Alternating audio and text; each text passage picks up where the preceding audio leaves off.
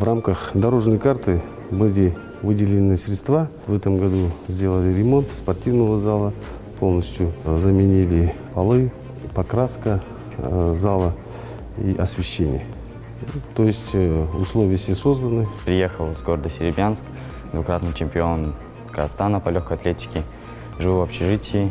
В общежитии очень хорошо, режим, питание хорошее. Общежитие, столовая, школа, все в одном помещении. Также в рамках дорожной карты занятости сделан ремонт столовой. Двери поменяли, полностью кафелем обложили. Детей кормим 6 раз в день. У нас питание усилено, тем более спортсмены 2 раза тренируются. Но на данный момент школа работает на 50%. В основном дети из отдаленных регионов и чемпионы Казахстана, чтобы формы не потеряли, занимались спортом. Трижды чемпион Казахстана, трехкратный. Приехал с поселка Новая Бухтарма. Живу здесь в общежитии, очень нравится, занимаюсь уже 2-й год. Функционально учишься, тренируешься, тренера хорошие, учителя.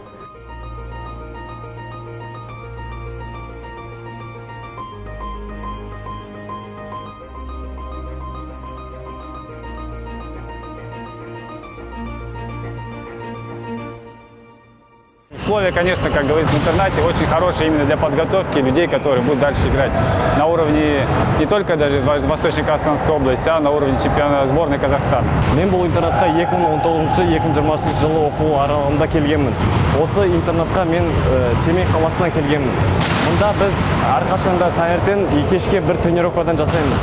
Мұнда біздің интернатта жүргенімізге мен келгеніме өте қуаныштымын. Өйткені мұнда балалармен қызық көреміз, неше түрлі тренировка, спорт жағдайының бәрі өтеміз.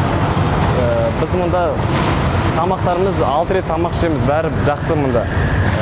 Осынан біз волейбол айналысып жүргеніме менің 1 жыл болды. Осы жылдан бастап Қазақстан чемпионат Қазақстанға барғанбыз, ары-бері Орал қаласына барғанбыз, Шымкент қаласына, Қызылорда қаласына барғанбыз, Түркістан қаласына барғанбыз, Самар дейтін сборларға да барғанбыз. Мұнда мен волейболға бірінші қатысқан үшін мен мұнда өзім сүйікті тренерлерім бар, ол Ержан аға мен Серік аға. Солардың арқасында мен волейбол ойнап, волейболдың дәмін татып көрдім. Соларға мен алғысымды білдіргім келеді, және де мен мұғалімдеріме, ата-аналарыма осында түсірген өте алғысымды білдіремін.